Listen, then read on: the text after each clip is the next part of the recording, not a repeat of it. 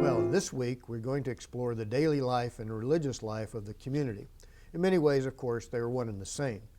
Their lives were governed by a high view of Scripture, the entirety of the Old Testament, the Torah, the prophets, and the Psalms, often referring to the writings material.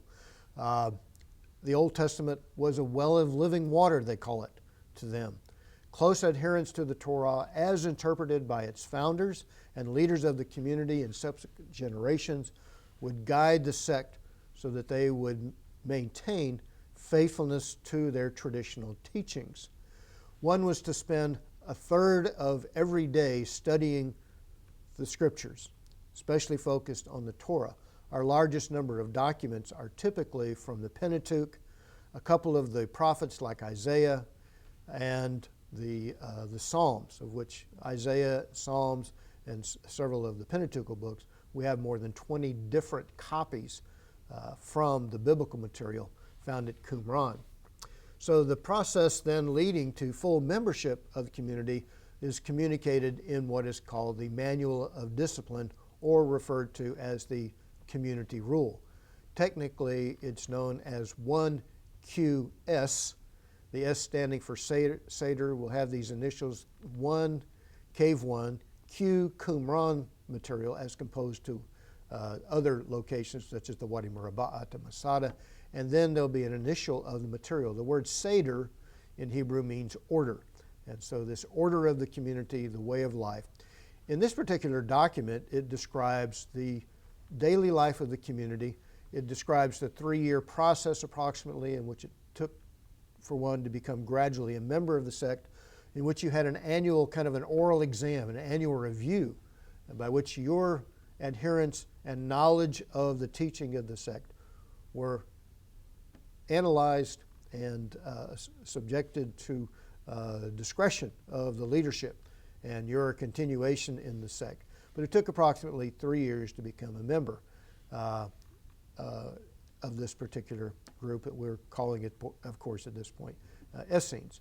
So the development of the teaching as it took place, other documents such as the Damascus document, which has some parallels with the community document, the Community Rule, also describe the founding of the sect, as it describes a period 390 years after the days of the destruction of Jerusalem under Nebuchadnezzar that this group was founded. They came into conflict, the leadership of the group.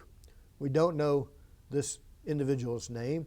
He is simply called Hamore HaSadek, righteous teacher, who was opposed by the leadership in Jerusalem, whom they simply call the wicked priest. Again, following the theory of Hanan Eshel in the book that you've been reading, that person would be Jonathan. Some say Simon, or perhaps even the later king and priest Alexander Jannaeus, toward the end of the 2nd century BC.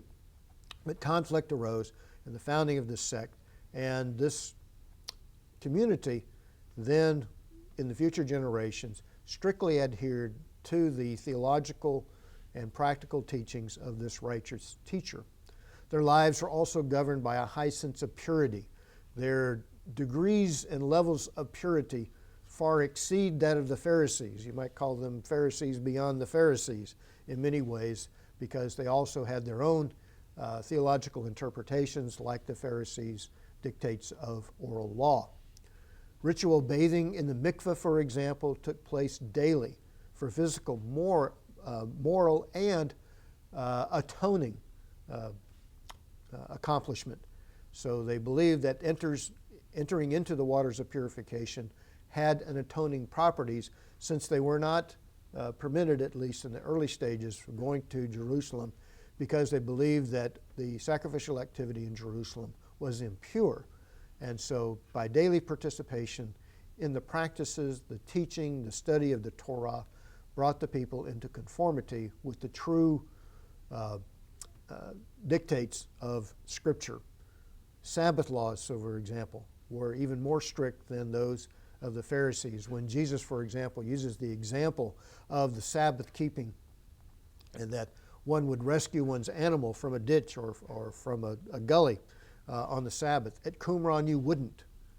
That is strictly prohibited unless, as we learn later on in Judaism, they modified those views in that if the life of an individual or the life of an animal were at stake, if the animal were left in the ditch, it would die, you could rescue it. Otherwise, you'd leave it in the ditch until the end of the Sabbath. But there are many other regulations regarding the Sabbath, rules and regulations as to what was permissible in the various group meeting. You weren't to laugh, you weren't to make odd gestures, so it was a very, very strict lifestyle. But this gives us insight into this one aspect of sectarian life during what we call the period of late Second Temple Judaism. We'll read their theological viewpoints, their dualistic views. They were strongly deterministic. And again, the group was very strict in adherence and demanded that sectarian individuals would always maintain proper decorum in the group settings and as they went out in the communities, proselytizing Jews who had become, they would believe, unfaithful to come back to the true faith of the teaching of the sect. God would vindicate them in the end times for their faithfulness to the Torah.